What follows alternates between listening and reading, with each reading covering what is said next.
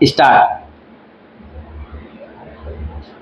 अध्यक्ष महोदय, मैं कल कह रहा था कि वित्त मंत्री जी ने जिस संदर्भ में यह बजट प्रस्तुत किया है और जिन परिस्थितियों की पृष्ठभूमि में वित्त मंत्री का भार संभाला है, उस दृष्टिकोण से यदि इस बजट को देखें तो हम इस परिणाम पर पहुंचेंगे कि वित्त मंत्री जी ने निश्चित तौर पर ऐसा काम किया है जिसके लिए वे धन्यवाद के पात्र हैं।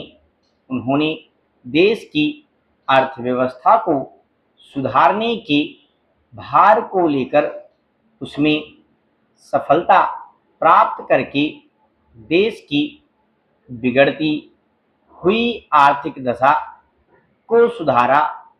पिछले वर्ष देश का उत्पादन बढ़ा है, उद्योगों में सुधार हुआ है, कीमतों में सुधार आया है, हमारा आयात कम हुआ है और निर्यात बढ़ा है।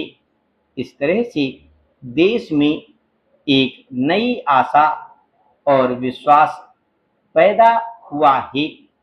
इस वर्ष के बजट द्वारा भी उन्होंने पिछले वर्ष के कार्यक्रम को जारी रखने की कोशिश करने का प्रयास किया है।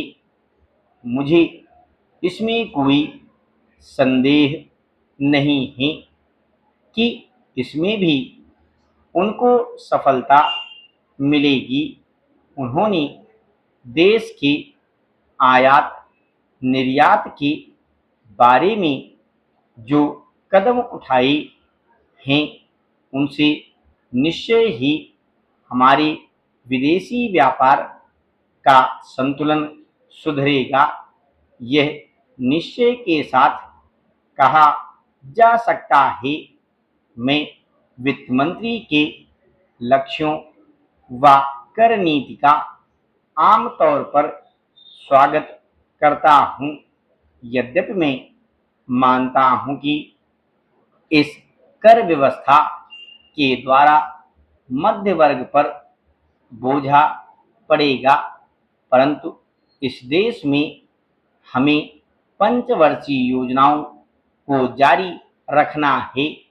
इसलिए उस संदर्भ में हमें आर्थिक साधन जुटाने पड़ेंगे और ऐसी दशा में जो लोग इस देश में ऐसी स्थिति में हैं, जो कष्ट उठा करके भी कुछ दे सकते हैं, उनको देश के लिए देना ही पड़ेगा।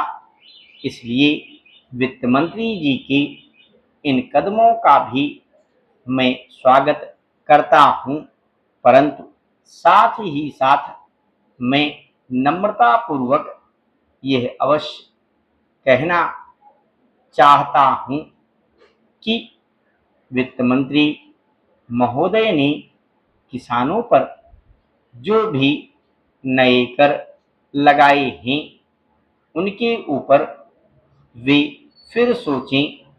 मेरी मान्यता के अनुसार वित्त मंत्री द्वारा खाद पर जो कर लगाया गया है, जो शुल्क लगाया गया है, वह एक ऐसा कार्य है जिससे इस देश का विकास रुकने वाला है। उन्होंने अपने बजट भाषण की भूमिका में कृषि संबंधी कच्चे माल के उत्पादन के लिए पूंजी लगाने की आवश्यकता पर जोर दिया है। उनकी स्वयं की यह मान्यता है कि कृषि का उत्पादन बढ़ाना बहुत आवश्यक है।